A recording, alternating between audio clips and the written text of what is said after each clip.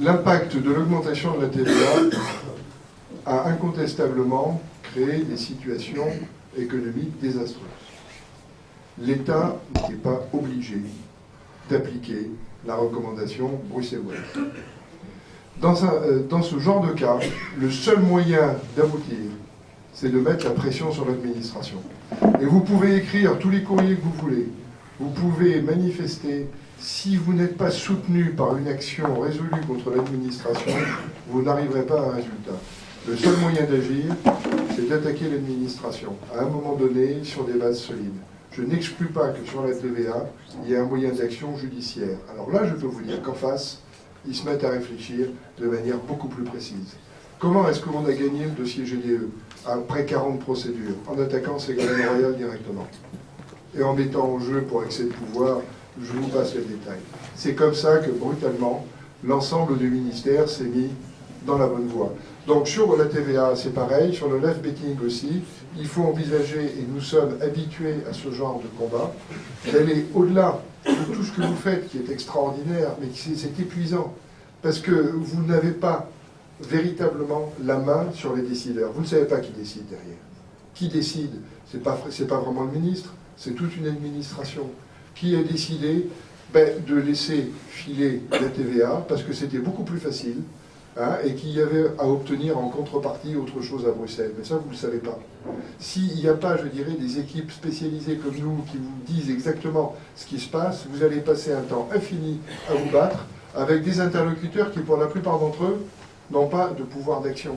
Que ce soit le directeur du PMU, que ce soit même le ministre. Les ministres, ils sont en général aux mains de leur administration. Et c'est normal. Ils passent toute leur journée en représentation. Ce n'est pas eux qui étudient dans le fond les dossiers. Pour avoir travaillé avec plusieurs ministres, bon, il fait le tour de table.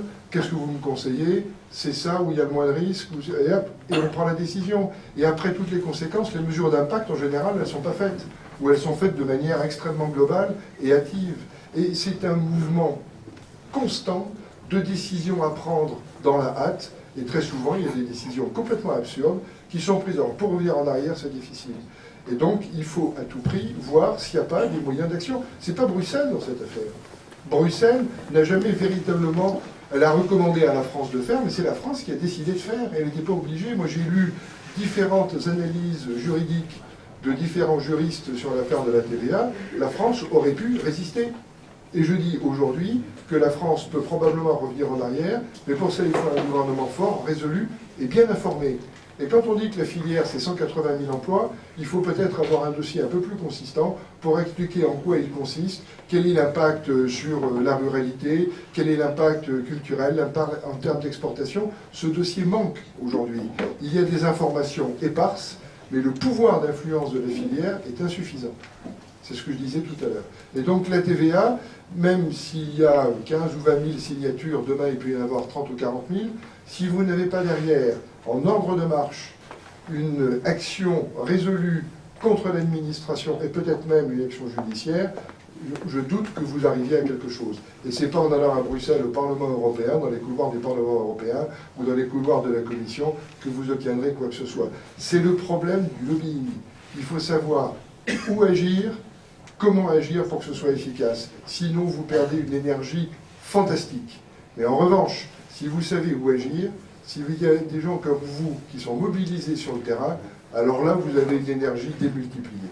C'est pour ça que, encore une fois, le mouvement des jeunes professionnels, et ce que nous faisons, si on associe bien, je dirais, nos deux modes d'action, on arrivera à des décisions, dont une décision sur le TVA.